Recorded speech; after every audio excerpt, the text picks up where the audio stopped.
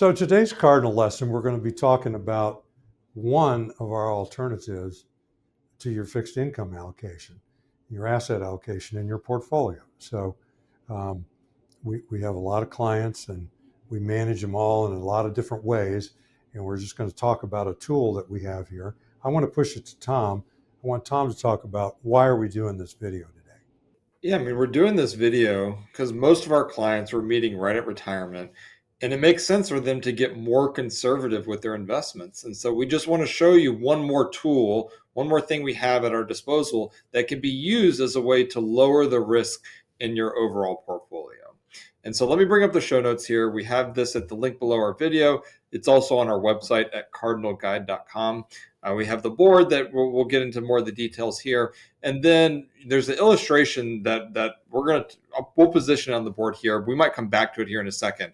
But once you get into this and you have some questions, you can go look at the full illustration that we provided here in the show notes. So let me turn it back to Hans. He'll tell you a little bit more of what this is, then we'll get into it a little bit more. Okay, so what we're talking about here today is what's called a fixed indexed annuity.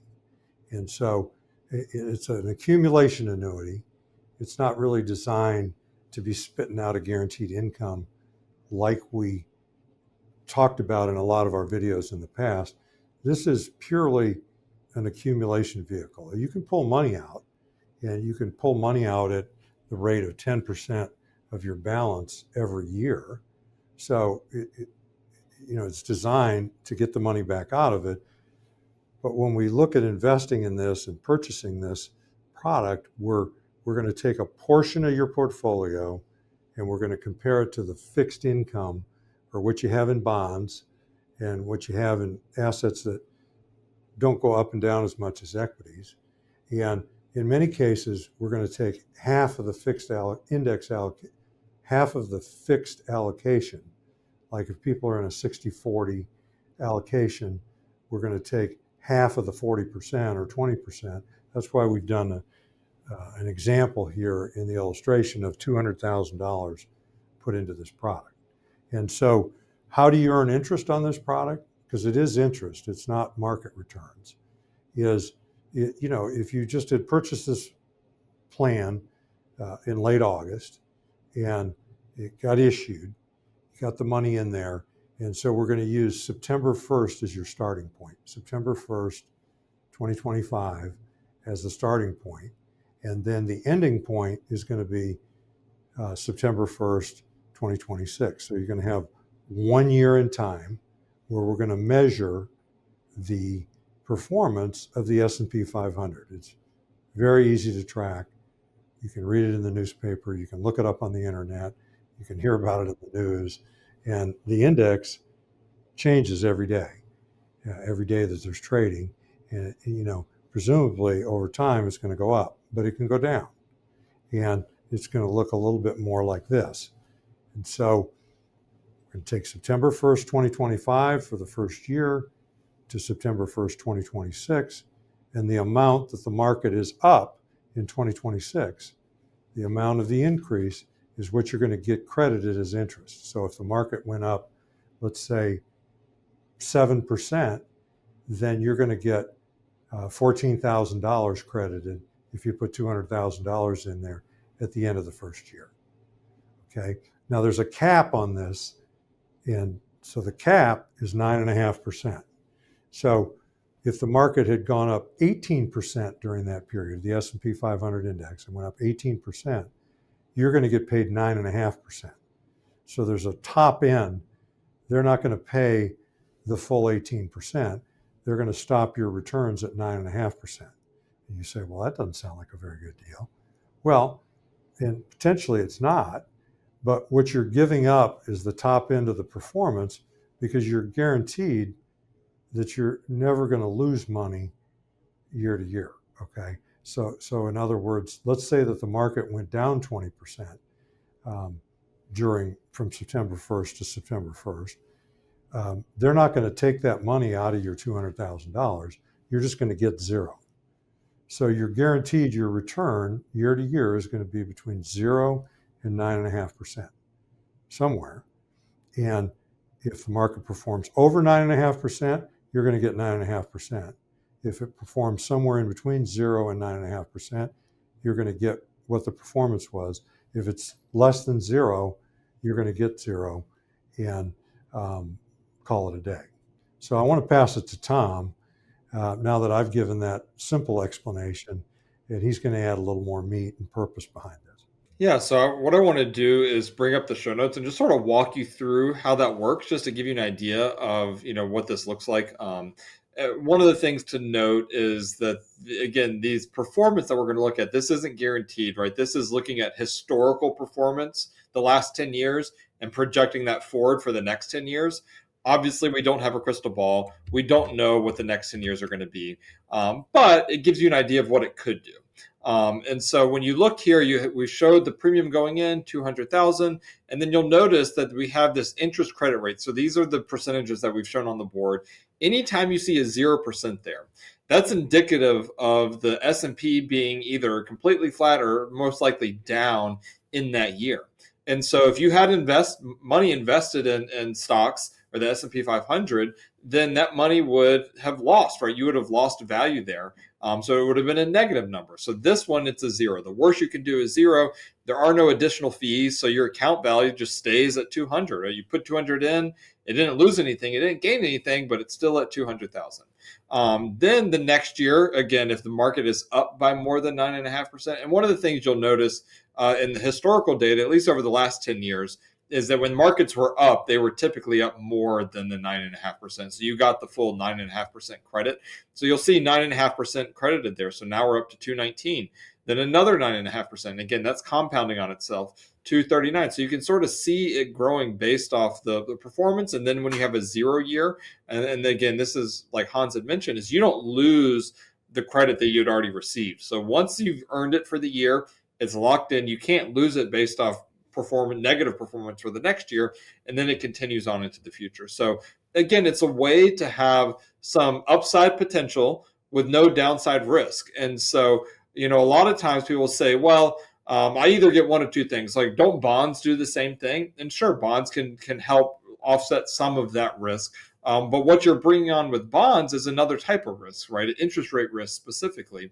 And then I get the other camp of people that say, oh, I hate bonds. I don't invest any in bonds. But they also know they need to get more conservative. And again, this is a way they can do that. But why this is, again, it's more of a bond type substitute. We're not comparing it to equity returns. Because if you look at the annual effective rate over the last 10 years, if it had performed exactly like this, would have been 6.5%. That's going to be closer to a bond return, probably a little bit better than what you'd be earning on bonds, but without any of that risk. And then if you think to 2022, so this is where a lot of people who say, oh, I don't like bonds, they're really coming at it from a standpoint that before COVID, right, interest rates were very low for so long that bonds really weren't paying very much at all. And so they're like, why would I invest money here as I'm not getting much return? And then they say, okay, well, some people are like, I know I need to do this. They put it there thinking it was lowering the risk of their portfolio, which it was lowering the market risk. But then you have 2022 happen. 2022, equity markets are going down and interest rates are shooting up because of the inflation that we were going through. So interest rates are shooting up. What happens with bonds is when interest rates go up, bond prices fall. We could do another video on that. We don't want to get too into those weeds right now, but just trust me on that. When interest rates go up, bond prices fall. And so what you had in 2022, equities were falling and bonds were falling. Like, wait a minute, I thought this was supposed to offset some of that risk. And again, there are other situations that it does, but where this can fit in as part of that bond allocation is if that were to happen in the same example, equities are coming down, bonds are coming down, this would stay flat. And in a year where everything is losing, 15, 20%, something that stays at 0% looks very attractive, right? It's like, I'm not losing anything. At least I'm keeping what I have.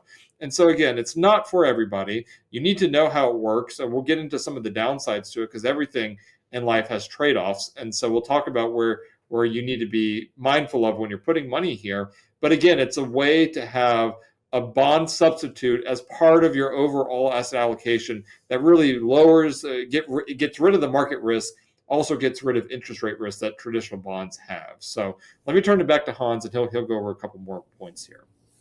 Yeah. So want to add a few things. Is there's a surrender charge schedule on this policy, and it lasts for 10 years. And so in the first 2 years, it's 10%.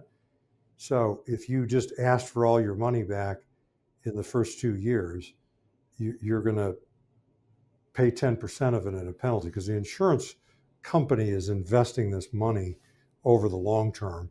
So they need to be compensated if you all of a sudden want to take all your money out of the thing. And this surrender charge slowly gets smaller to where at the end, in the last years, it's 4% and 2%.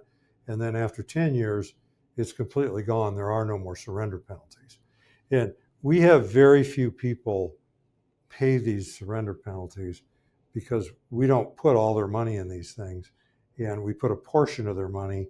And if you usually go for money or we want to make a withdrawal, is for some smaller percentage of the whole thing. I'm going to show you how that works. There's a penalty-free withdrawal of 10% per year. So you can, right after you buy it, you could say, I bought this $200,000 annuity, but now I need some of the money. You could take out 10% or 20 grand right away. And you can do that every year. You take 10% of the value, and you've got or up to 10%, you've got no surrender penalties on that.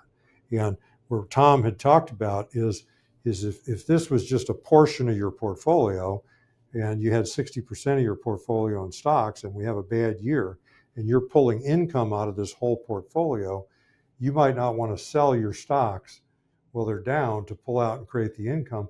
That might be the year where you're going to be pulling money out of this thing up to 10% to support your income needs, because you're not selling something at a depressed rate. And that's going to allow those stocks to hopefully rebound and go up. You might be wanting to buy more stocks at that time. Penalty-free withdrawals, the 10%.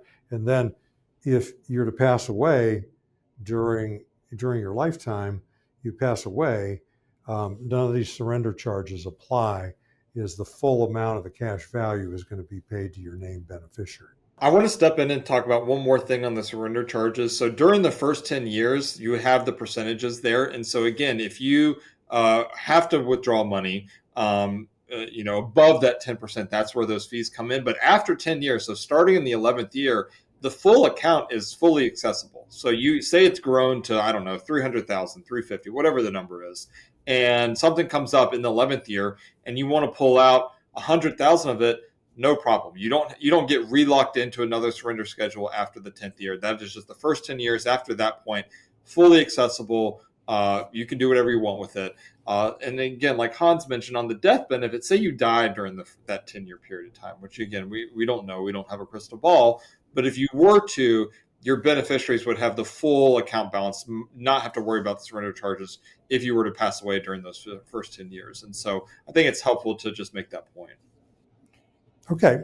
So, we just put up a simple example, $1 million portfolio, and, we have 60% that's invested in equities, trying to earn better returns than anything you're seeing up here over time, understanding that we might have losses. And then we're putting 40% in fixed income because we're 65 years old or 70 years old, and we don't want to be all in equities. We want to have some buffer there and be in fixed income for those down periods. And then that would be $400,000 in fixed income, or essentially in bonds. And what we're showing here is an example of taking half of that, or $200,000, and putting it in one of these things, where what we're going for is a larger than bond return, because we're going to get the upside of the market during the good years with a cap of 9.5%, and we're going to make 0%, and we're not going to incur any losses on the downside. So it feels a lot like a fixed income, and it is in the same category, but yet you can track the market, you can track the S&P 500 index through the year, and know that if it finishes the year up with a substantial gain, in this example, we came up with 6.56% interest over 10 years with no risk of loss. That's pretty sweet. So that is the example. Tom, do you have any comments on that? No, I mean, I think, the exact percentage for per person is different, right? So it needs to be part of the larger plan, right? Some people might want more in stuff they can access. It's liquid. Some are maybe okay locking up more for longer periods of time because they have other money. So again, everyone's mix is different, but this is a fairly typical take half of your bond allocation, put it in something like this, get potentially higher returns with none of the risk and none of the interest rate risk. And furthermore, by doing it now where interest rates are higher, we're sort of getting benefit of those higher interest rates. And so again, I think it's something to consider if you haven't looked at this before. Okay. Now, just in the lower corner of the board here, we always want to finish with just to be cautious while you're doing things, and while you're investing your money, while you're doing asset allocation, while you're doing risk management. And this strategy must be part of a larger plan. I mean, we do financial planning for people, and when annuities become part of that larger plan, it's certainly not with all of their money. And we can draw an exact line to the plan goals is, why did we put this money in this annuity at this time? And we can draw that picture for you. Otherwise, we wouldn't be recommending it. So it must be part of a larger plan. There are surrender charges, which we already went over. And so just understand, when you put your money here, you're leaving it there for a while, and you can get up to 10% of it every year. So that's a pretty nice feature. But for the most part, the money's going to be invested, and it's going to be at the insurance company for 10 years or longer. And so you just need to understand that. And again, that's going to be part of your larger plan. The liquidity feature is just, again, I'm kind of repeating myself there. And the cap rate could be lower in the future. This 9.5% cap rate is not guaranteed for the life of the contract. I mean, we have a very good history with this company, and we'll talk to you about that if you call us up. But we just want to alert you to the fact that this is not guaranteed within the contract. So within the context of financial planning, you can stick 401k and IRA money in there into one of these fixed indexed annuities. We really didn't talk about long-term care today. We didn't talk about Medicare. We didn't talk about Social Security. We have talked about income planning because this is part of, generally, that's what we're doing with a person's portfolio, is we're planning for them to live off of that over their lifetime or over 2 lifetimes. Estate planning, we've talked a little bit about that. This has a beneficiary on it, so it's an easy way to transfer money to your named beneficiaries. Some people will buy these annuities and they'll buy a piece of them, and then they'll name their grandchildren as the beneficiaries, their children, somebody they care for. It's a pretty sweet thing that's separate from the will. And then as far as taxes, is if you put non-qualified money, you just put regular money into one of these things, the taxes are not going to be due on the interest earned until you actually pull the money out. So it's tax deferred. And with that being said, I want to bring Tom back on. I'm Hans Scheil. And I'm Tom Griffith. And we thank you very much for listening. Thank you.